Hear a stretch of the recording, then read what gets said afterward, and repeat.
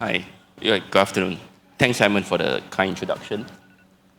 Good afternoon, everyone, and thank you for coming to the last session for the day. Over the next 20 minutes or so, I'll be really talking about the challenges in determining the epidemiology of pediatric severe sepsis and septic shock. I have no conflict of interest for this particular talk, but I do have some disclaimers, and I'm not an expert in epidemiology, definitely do not have a PhD in this field. And we did not choose this title just because this week is Pediatric Sepsis Week.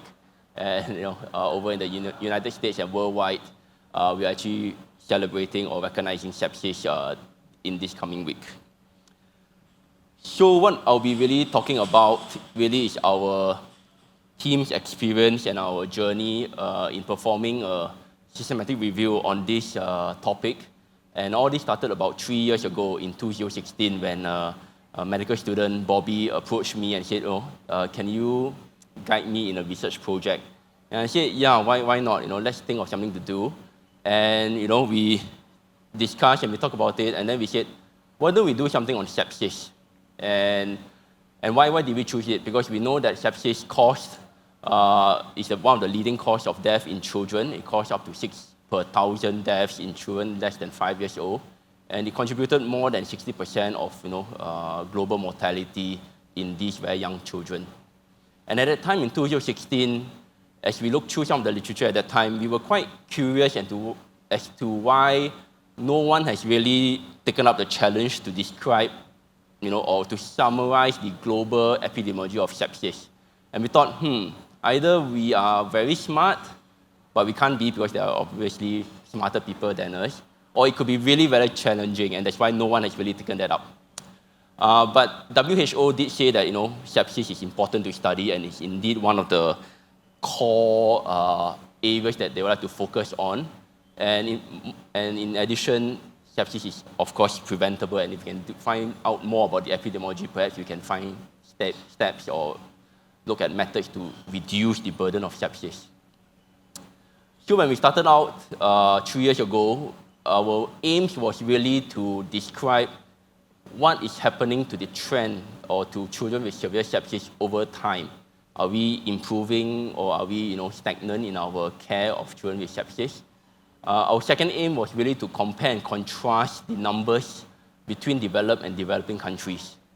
And finally, we wanted to look at what data is out there regarding factors associated with the increased mortality in children with severe sepsis and septic shock. So when you conduct a systematic review, or when you look at any clinical research project, really you wanted to start off with this acronym called PICO, and really we want to look at what kind of patients you want to study, what are the interventions, what are the comparators, and what are the outcomes. Because we were more interested in mortality, the outcome of interest was fairly simple to us and my team, and so we said, okay, we'll just focus on mortality. But really the main questions surround at the start of our review was, what kind of patients should we include, right? And I'll touch a bit more on that later on. And in terms of intervention and comparators, we know many studies conducted in children with severe sepsis, and what kind of intervention and comparators do we want to include in our review.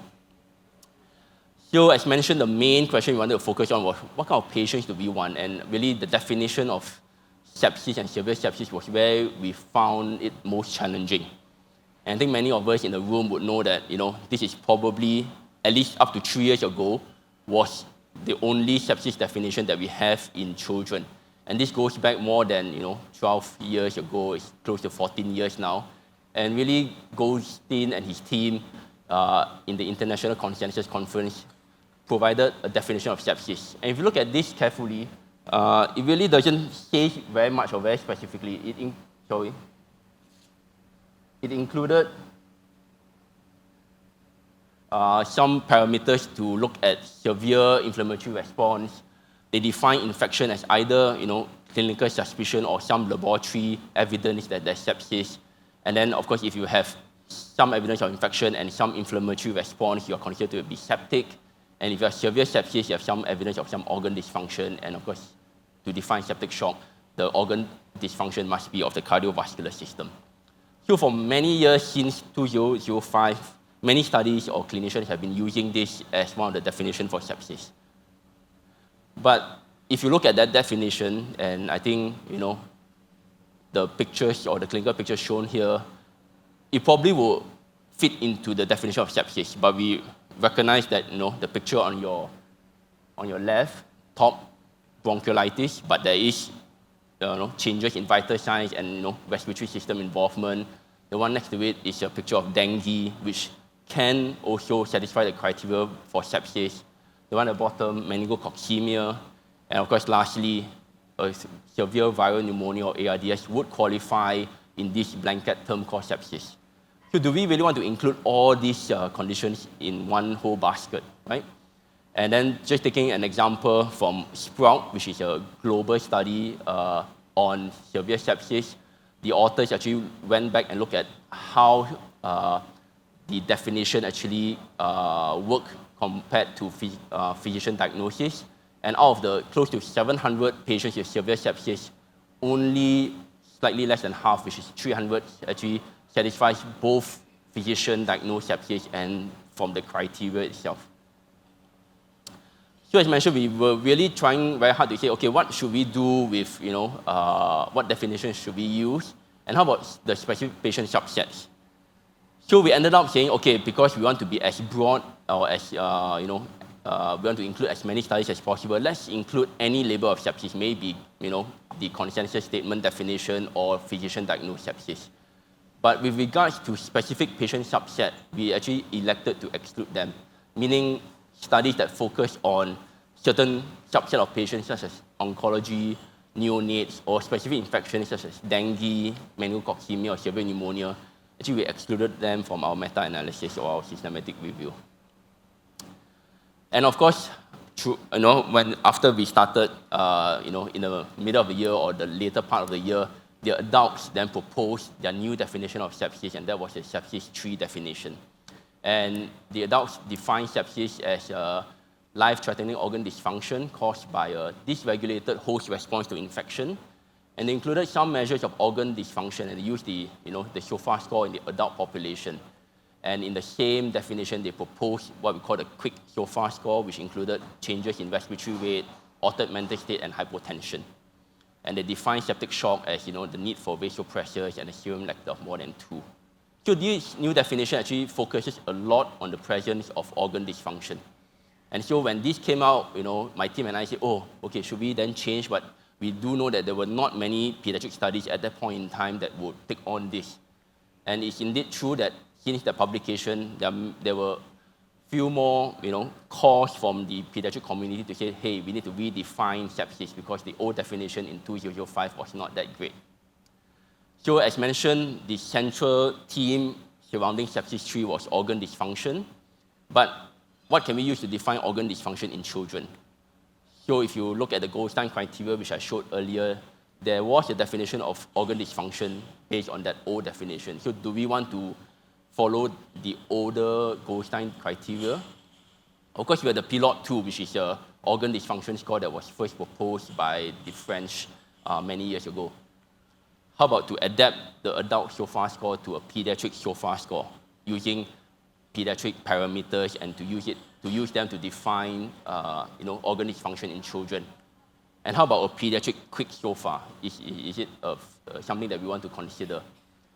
So many investigators was thinking about this, and indeed, there were some calls in the community to say, let's do something similar to the adults.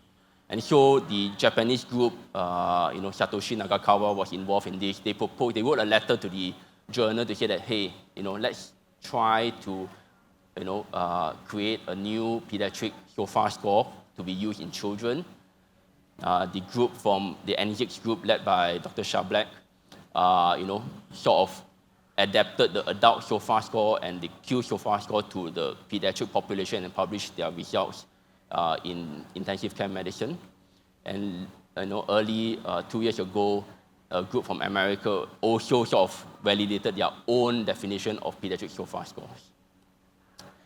So there were about 3 proposed definitions for the new sepsis 3 to be used in pediatrics or in children.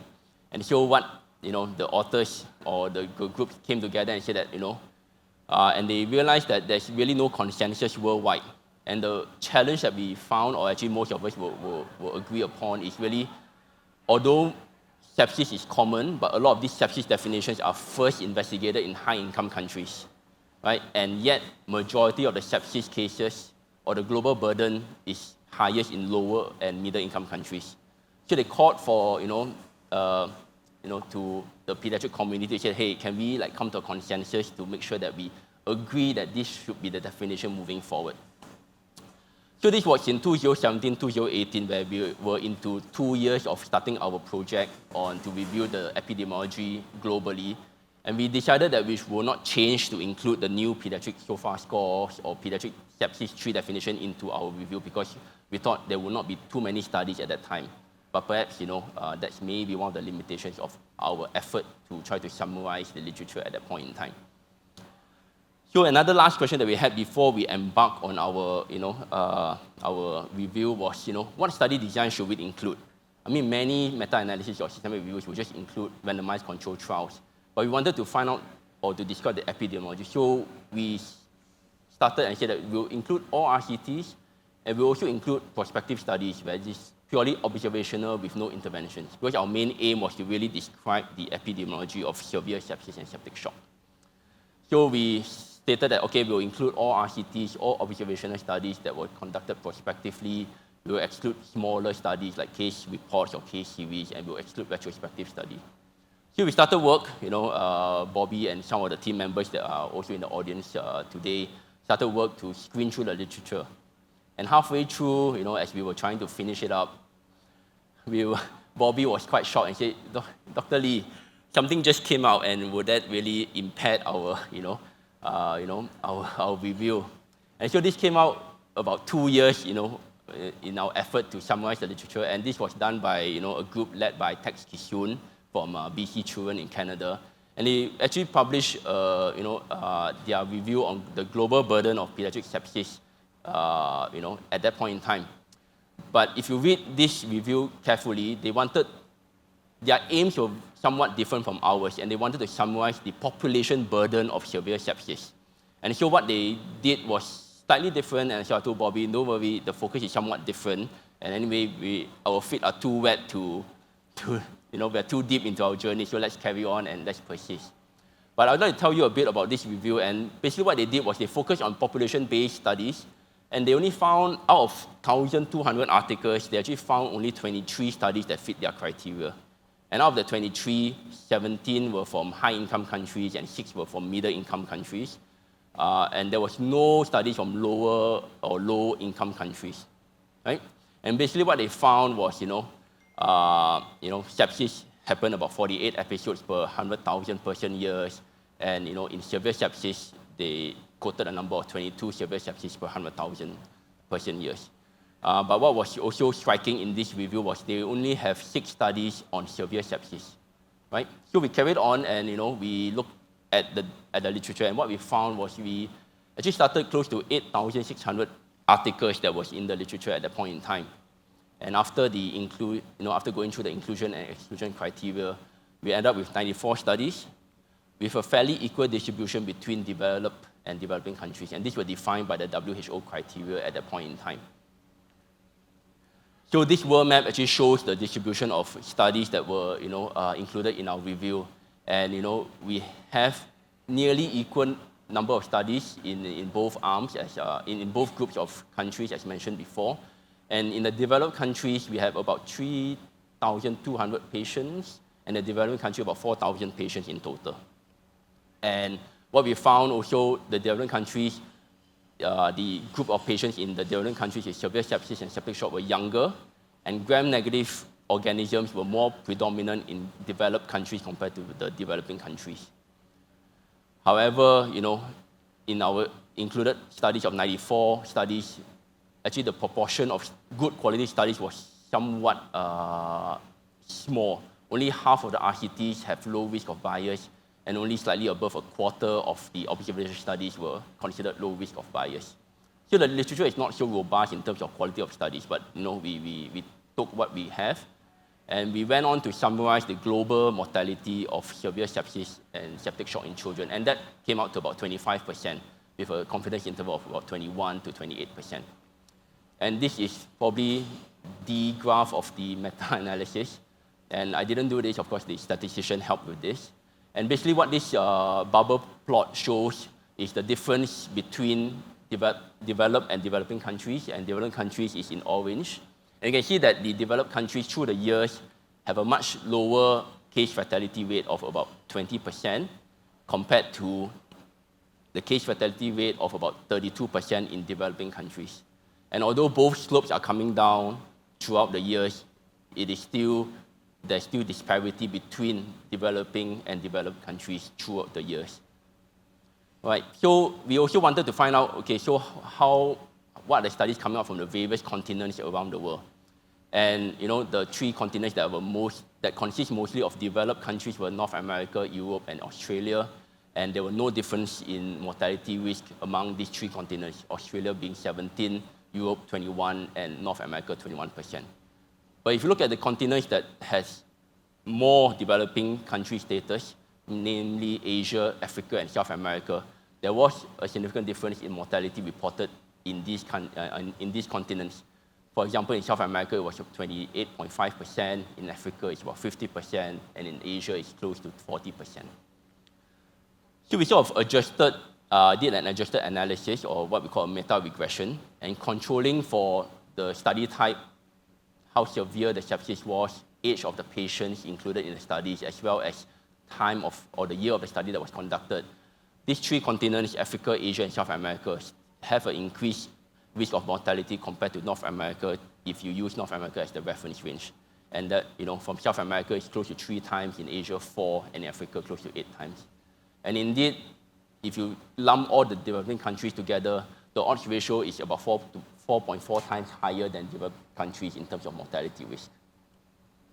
So if you look closer at that review that was performed by Tex Kisun and his group, they included 5 studies with severe sepsis. They reported mortality about 9 to 20%. We had 19 studies with severe sepsis, and mortality was about 18%. So fairly similar, but not as low as reported by the other meta-analysis. And this difference can be because we included some of the lower income countries in our review. We included septic shock. The first study or the first review did not include any septic shock patients. And of course, the difference in study designs that we included in our review compared to the one focusing on the population study that was published earlier than ours. So looking at the same graph, and I'd like to pull your attention back to the SPROUT study, which was probably the largest global observational study that was conducted in pediatric sepsis. And they included close to 126 sites across 23 countries. And the numbers in blue were the numbers reported in SPROUT. And so, the numbers are fairly comparable in terms of North America, Europe, and Australia. But there was some discrepancy in numbers in South America, fairly similar in Africa and as well as in Asia. But when SPROUT analyzed their data, they concluded that there was no difference in mortality between the continents. But we did find, as showed 2 slides ago, we did find there's a difference between the continents, at least in our meta-analysis. And so some of the possible reasons could be difference in study designs and perhaps the proportion of developed and developing countries that was included in our review. So what have we learned since finishing this and taken this fairly long journey in trying to summarize the global epidemiology of severe sepsis? I think just as we finish and we publish this, I think it's now time for a new update on the epidemiology, because there will be more and more studies on pediatric sepsis tree definitions and studies using these new definitions. And perhaps, if we could rewind time or, reverse time, we would probably include some of the retrospective studies that were conducted, especially if mortality was the outcome of interest. And, I came across this book late last year. It's probably one of my favorite books. It's called Factfulness, written by a well-known global health specialist, Hans Rosling from Sweden. And in his book, he classified the countries somewhat differently. And instead of just developed and developed countries, he actually divided to level of incomes, from level 1 being the poorest to level 4 being the richest country. And perhaps that's a better way to look at the disparity between the countries instead of just lumping it together as, say, developed and developing country. And indeed, if we were at the plenary doing the Q&A for Dr. Maitland's plenary, the disease that will be seen in Africa over time or in the future will be the non-communicable diseases, and that's because the level of income probably will improve over time, and we may be seeing more hypertension and obesity and things over time. So perhaps if we do this, we will divide the countries into this level of income instead of just developed and developing countries. So just to end off quickly, we have highlighted some of the challenges that we face, and I think it will still be a challenge for us to continue to summarize the epidemiology of pediatric sepsis given the challenges that we face in defining this condition. We are definitely doing a better job in treating sepsis because you can see the declining slope over time in terms of the trajectory. However, there still remains disparity between developed and developing countries. And for the trainees and for those of us who are just starting out research, I think you have to be brave. And at that time, we were quite surprised there was no one that embarked on this summary of this global epidemiology. And we thought, who are we to try to do something as crazy as this? But we sort of jumped and we took off. But of course, this would not be possible without a lot of collaboration. I think we like to thank some of the statisticians who were involved and some of my team members who actually put in a lot of effort to collect the data that was in the literature. And of course, together with another collaborator in Imperial College, Mark, who helped us in looking at the data again. And for those of us who are interested in pediatric sepsis, the World Federation, together with some of the global health people, have launched this collab database that we can then start to compute or collate data in pediatric sepsis. So with that, I thank you for your attention, and we would like to look forward to welcoming you in Mexico in 2 years, in a year's time actually. Thank you.